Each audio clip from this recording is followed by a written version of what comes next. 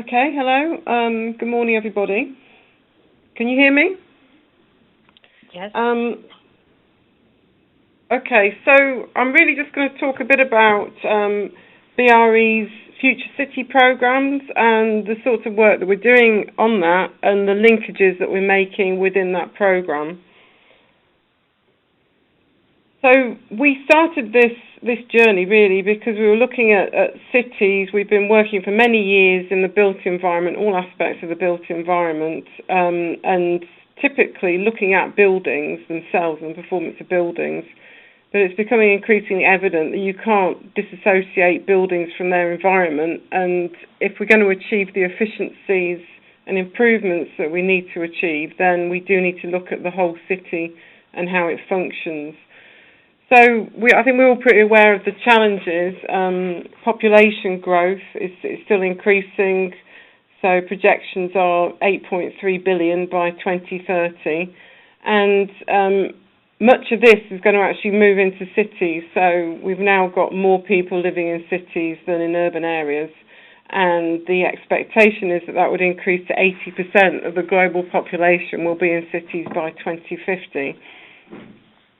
Cities have got a disproportionate use of resources accordingly, so they've got 2% of the land mass, but they actually consume 80% of the resources. And this is an issue across the world, not just in Europe. And we're getting this, vast exponential growth in technology. So the estimates are there are now 3 trillion sensors embedded into the urban environment, and there are 50 billion web-enabled things by 2020.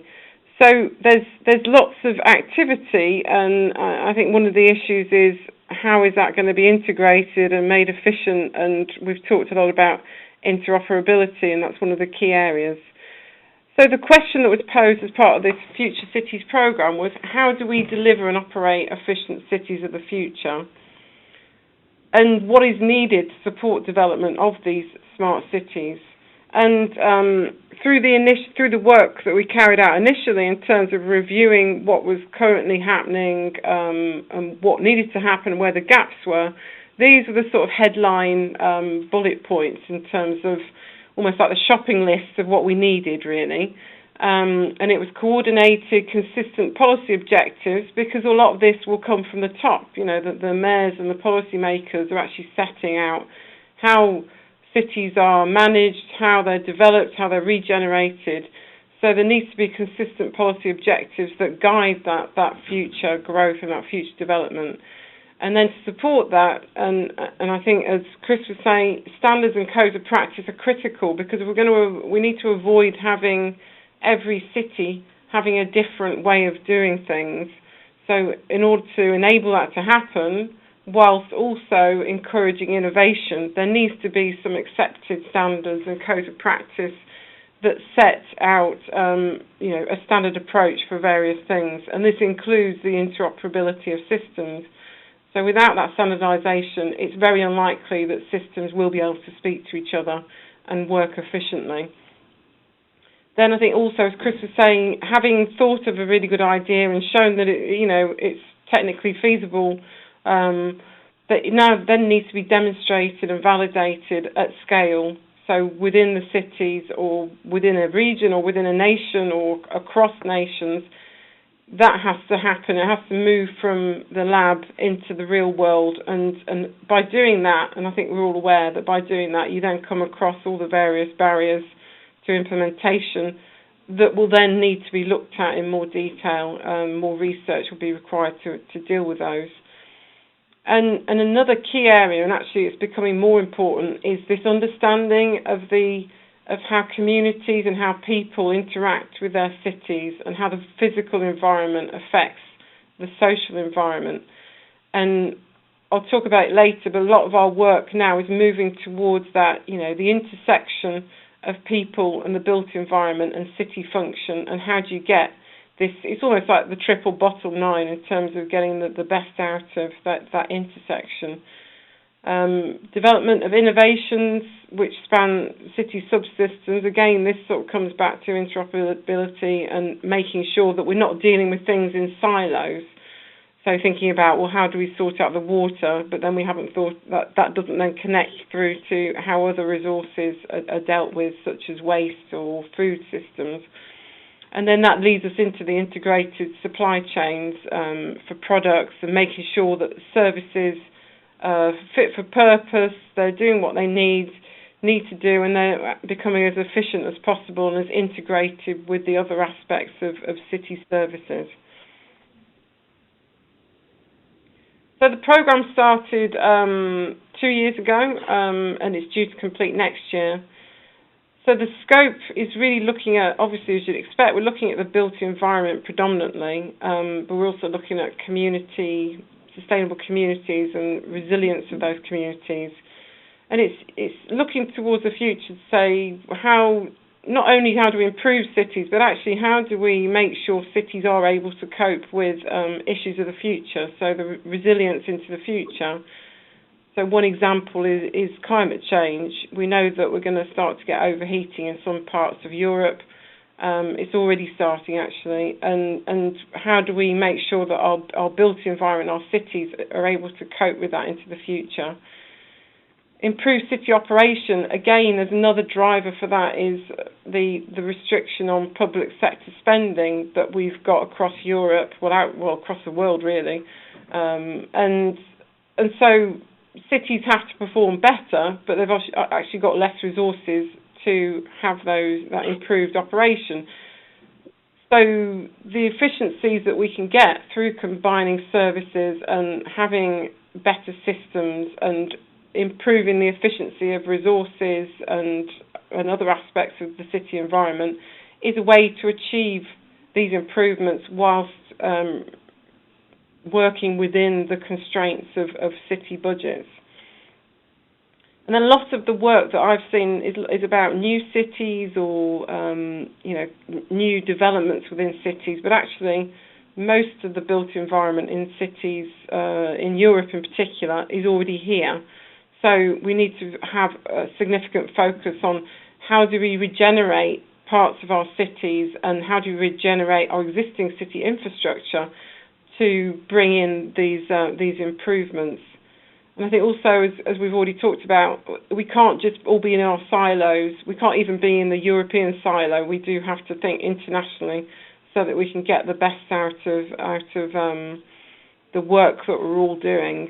And we will, there will be new intellectual property will come out of this, which has got its own challenges, and new products and services. And I think that's part of the issue we need to look at is everybody's developing new things and new stuff. How do we make sure that they can work together?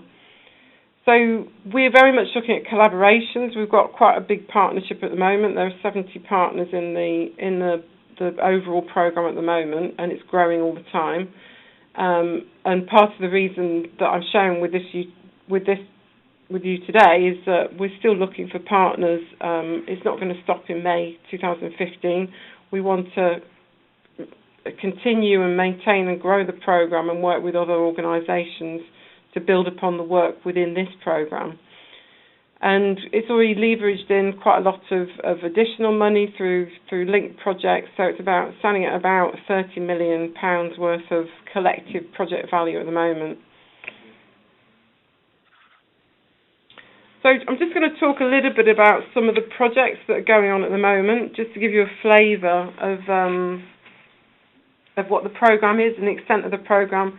And then later on I'm going to talk more specifically about the resource efficiency project. So just some of the projects we're doing. So energy supply and demand, as you would imagine, is one of the key areas. You can't look at an efficient city without looking at energy optimisation, supply and demand. So we have been doing, there's quite a few of the projects related to that. So for example, energy optimisation. So, and it's quite similar to some of the things that Chris was talking about. How do you make sure that you're optimising the grids and all the micro-generation that's going on within that city? So people are generating their own energy. You have, quite often, particularly within Europe, you have quite an old and ageing infrastructure in terms of the grid system.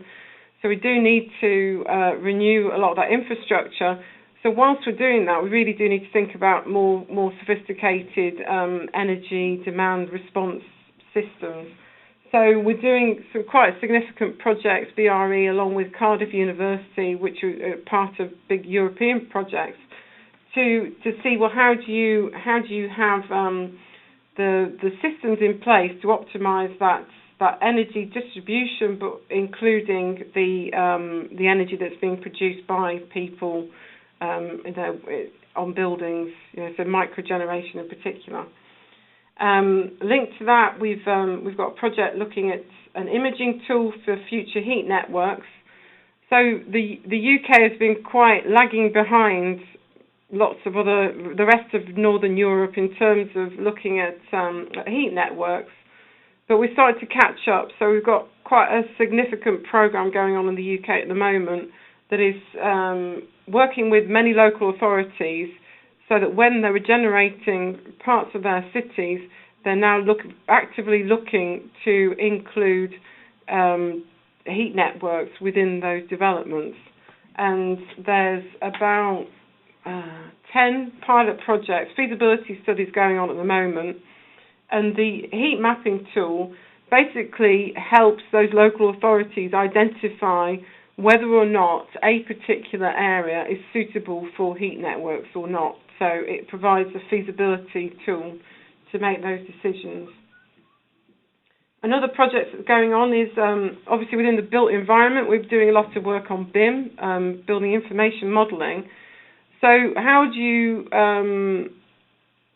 basically ramp up the information that's being collected at the building level to feed into the city level? So city information modelling, and how do you basically manage the information transfer between those two so that you can optimise the city performance and the building performance? Another project is looking at sensors, so sensors within buildings, not only in terms of managing the energy performance of the building, but also the structural performance of the building. And I think this is, particularly in areas where you do have issues in terms of structural issues with buildings. And this is really saying, well, what are the sensors that we need to make all these, to understand the buildings better in terms of how they're performing at all levels. Another project, there's several digital related projects, as you would expect. One's about digital infrastructure. So how do we embed the digital infrastructure that we're going to need in order to have these smart cities of the future into buildings now? Because if we're not thinking about it now, then it's going to be quite expensive to retrofit it all later. So trying to get some consistency in terms of the standards and the code of practice in terms of what is that infrastructure, and so this is linked in with a TSB, a Technology Strategy Board project called Smart Energy, and it's looking at I'm going to have to read this out because I'm not into digital, so I don't really understand a lot of this stuff. But it's the operation of a prototype open standard communication hub and a physically validated interoperability framework requirement specification. So it's basically getting to the point where we're looking to create these standards for interoperability, particularly within the built environment. And then another one that's very important, actually this is probably on a personal level, I think this is a really key area, is about cybersecurity. And I think many people that need to be convinced about the smart cities and whether it's going to work will have a concern about the security. So what happens if it all goes wrong? What happens if there's a virus? How do you make sure that not only people's information is protected, but actually the systems that we all become extremely reliant upon are secure and can't be hacked into and damaged in some way? So we have a project looking at developing these cybersecurity schemes and standards across the board, so for the products, the systems and the networks within the buildings and the built infrastructure. So this is so that's very much in the digital area. I'm going to talk about resource productivity later, and I'll give you more information about that. But if you look in the centre of the screen, there's something called the Healthy City Index, and we're getting a lot of interest in the Healthy Cities Index. And this is basically looking at how do you assess the health of a city, particularly in relation to the impact of the built environment on the health and well-being of the citizens, of the people that work in there. So because of the work that we've been doing with fuel poverty and the impact of fuel poverty, we started the ball rolling really with the Healthy Cities Index in terms of housing. So we've now been able we've developed a methodology so that you can basically go into any city and you can work out how healthy is the housing for the citizens. And this is quite important because one of the things we found talking to the city leaders is that they want to know how their performance is across a whole spectrum of issues. And so if they can see, okay, so London actually doesn't perform very well in the Healthy Cities Index for housing, and a lot of that is to do with the fact that we've got old housing, so there's contribution towards respiratory problems, there's not very good access in many cases, so we have above average incidence of falls and trips. So you can see the reason for once you see that there is a city is performing better or worse compared to the norm, you can start to look in more detail in terms of what might be the underlying reasons. And in order to do these Healthy Cities indices, we do have quite a lot of data sets that we can use to support that. So as you can see on the screen here now, that we have data sets for pollution, we have data sets for deprivation, we have the transport network, so we know where the concentration of transport is, so the pollution that's likely to arise from that, and the noise and other issues associated with transport. And we also have quite sophisticated crime statistics, so we can start to use these data sets to actually get quite an accurate picture of how different cities perform in all manner of in all areas that relating to health and well-being. And increasingly important is the temperature charts, because we can now start to see, well, where we like to get overheating in the future, where's the water scarcity going to be, and all of those need to be combined really, not only to understand the picture of where cities are now, but mainly to prioritise the actions for the future. So where do you need to put your resources to improve the city function? So some of the products that we're looking to get out of this programme, and I think this is probably important, particularly for collaboration with other parties. You know, we do see that there is a real need for energy optimisation tools in terms of real-time energy utilisation, but also in terms of the district heating mapping, so that we can see very quickly and easily where it's going to be feasible. The standards and protocols for a safe and secure digital city systems are critical, and we're developing interoperability schemes for digital products. BRE, actually generally, we've done a lot of work in terms of real-time monitoring of buildings.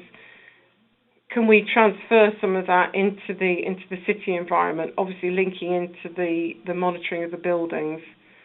I'm going to talk a bit about the resource management and the Healthy Cities indicators. We're already looking at housing, indoor air quality, crime, ageing population, and we're starting now to work out how do you assess the health of a community.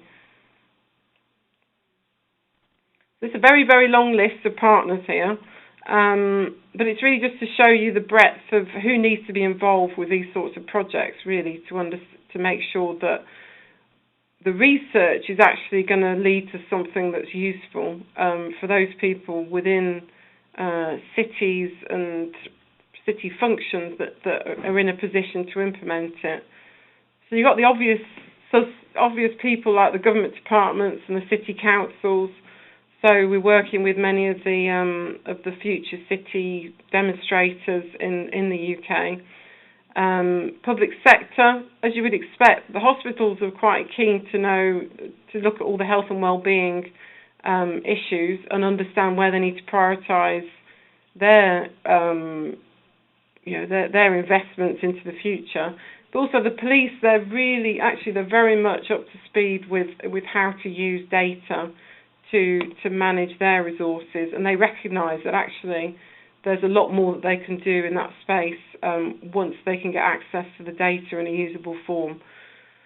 Trade bodies, as you would expect, we have the industry planning consultants, contractors, the various software systems providers. So IBM are actually very much involved with the programme, but along with many other providers such as Siemens, we've got British Telecom are involved. Landlords, we have in the UK, we have many social landlords, so social housing is provided by registered social landlords, and they're very keen to make sure that the housing that they're providing is actually functioning within the city environment. So they see it as part of their asset management, and how do they make sure that they can grow their assets but have them perform in the best way within the cities that they sit in. As you would expect, utilities are very interested in this space, as are the product suppliers. And there are a whole raft of independent NGOs that are very concerned with future cities, and I think particularly the aging population. So many of the associations that are looking at the elderly are concerned with making sure that not only cities but also buildings are going to be fit for purpose for our aging populations, and that is a very key issue in Europe in particular. The professional bodies, and we also have a great deal of interest and involvement from universities and research institutions within the UK, but also outside the UK. So notably, we have in France, CSTB, but also Stockholm are involved, and the University of Brasilia. And then further afield, we have WHO are very involved with the Healthy Cities indicators. So it's a very long list of partners, but I think to look at such a massive issue, a global issue, you do need to have a strong and large partnership to deal with it. So just one of the things that we've taken forward recently is a Centre for Resilience. So resilience. So we've come up with a definition of resilience, and this resilience and smart cities are interchangeable really, because we're going to have to be able to withstand and recover from extreme events, and that includes weather, but also disasters, terrorism and cybercrime, and the increasing population and urbanisation, so the societal resilience. So the Centre for Resilience is really starting to pull that together, looking at the mitigation and adaptation that's going to be needed in the built environment to factor in that resilience, and starting to test, trial, demonstrate and certify the innovations that will come out of it. So we already have 70 organisations involved with that, and there is a conference in November, an inaugural conference to set it all up, basically. Hang on, I've got a message.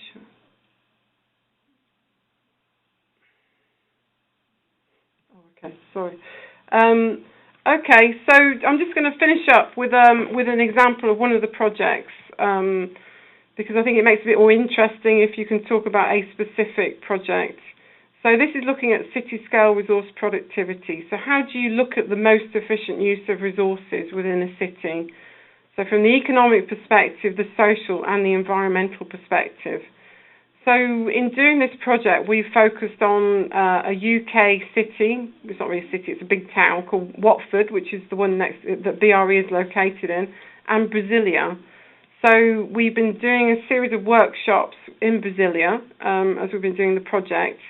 The phase 1 project finishes this month, and the phase 2 project is now under development. So the basic concept is, you have raw materials, you have products coming into a city environment, and then you have a large waste management issue to deal with the waste arising from use of those products and materials. So how do you capture as much of that as possible of those waste materials back into the economic loop within the city environment? So that is basically the objective of the project.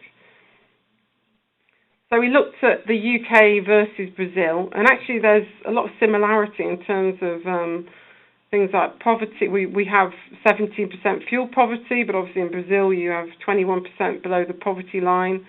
90% of the population are in cities in the UK, and 81% in Brazil. Population density is much higher in the UK, as you would expect, because we're a very small country. And interestingly, they've got more mobile phones in Brazil per 100 citizens than in the UK. So the global statistics for waste, one of the very key statistics for waste management is actually about half the world's population don't have a waste collection for their municipal waste. So that's half the world doesn't get its waste collected. So obviously that has a major impact. And in fact, the impact of the waste globally, of the 4 billion tonnes of waste produced globally, is about 1 billion tonnes of CO2 equivalent. One of the facts that never changes is that as a country improves economically, the amount of waste increases as well per person. So if you follow that link, then actually the estimated impact of waste in terms of CO2 equivalent is going to be 3 billion tonnes. So it will triple by 2030 if we don't work out a way to manage those materials more efficiently and in a better way. Cities actually can't, they find it it's one of those services that particularly rapidly developing cities really struggle with in terms of managing waste within their area. And this is largely because there's a huge infrastructure gap now, and it's actually increasing. So it's estimated that by 2025 there'll be a $150 billion spending gap per year in terms of the infrastructure that is required to manage waste and the infrastructure that is in place. So it's a key area for many of the city leaders. How do we deal with it? And actually, it's one of those areas where if you do deal with it in a better way, then it has all kinds of benefits for the city and for the citizens within those cities. We're finding that many of the people that are employed in the sector, at least half of them are actually employed informally. And this is not a good thing, because there is no health and safety or well-being issues being addressed within that employment. I don't consider that to be a sustainable employment. If people on landfill sites picking out rubbish to recycle is not a sustainable employment as in our books. Global recycling is very low, it's 20%, incineration is less than 10%, and everything else goes to landfill, and in developing countries mostly goes to open dumps. So there's a lot that can be done to improve that situation. And by improving it, you create jobs and you improve the welfare of the workers. You massively reduce the impact of waste, not only on the local environment, but also on the wider environment. And you create energy for cities and feedstock for products. So it's a resource. It should be seen very much as a resource rather than a waste. And once that happens, the local economy can improve quite dramatically through the investments, the reduced costs, and also the ability to have this sustainable and secure feedstock for industry. Because one of the things that we're seeing, so you see one of the pictures up there is for tantalum. So we have resource security issues for many materials now. So it makes no sense to just go and chuck away materials into landfill sites rather than harvesting them and keeping them in the economic loop. But it's not a simple thing to do, and we do need to have urban planning and investment. There does need to be training, education, codes and standards. There needs to be many different types of interventions, financially, but also legislation, as we found in Europe. And actually, a lot of the work that's happened in Europe is very useful and can be applied in other countries. And, for example, when I was in Brazil, it was very interesting to look at their waste management regulations, and they're almost a direct recycling of the European legislation. They've taken it and they thought, actually, this will work here. So they've they've transposed it into Brazil, large amounts of it. The problem is that they're not enforcing it, so nobody's taking any notice of it. So that's a bit of a, it's all very well to have great legislation, but you have to enforce it. So the basic methodology that we've come up with is to map the sectors. So what is the resource? How do you find out what resources are available within a city? And that's a large mapping exercise for the different types of waste streams, so the municipal, commercial, industrial, construction, and stockpiles. I mean, stockpiles are an interesting one because actually you can see that there are huge stockpiles of materials in these open dumps that could be processed to create resources. Then what are they? What are these resource streams? What are the material streams in terms of the quantity and the quality? How are they currently being managed, and where are they being managed? And what's the economic and legislative framework that's supporting those management routes? And how much is it costing? Because actually, if you're going outside the Europe, you're very much left with and into places where enforcement is low. So anywhere where you don't have enforcement of waste management legislation, the only incentive you're left with is a financial incentive. So it's very important to understand what are the costs versus the benefits of different management routes. And again, without enforcement, it's also difficult to see how you would have things like landfill tax and renewables incentives, because if the enforcement isn't there, then it's going to just go via the illegal, the informal routes, and then all these other complicated financial systems won't work. So it's very important to have that as a baseline.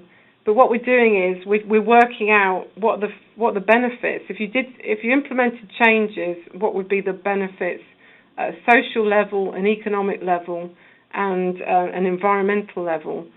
And this is very important for planners and for city leaders. They can understand that they can make significant improvements on all three levels by making some changes to the way in which resources are handled within their city.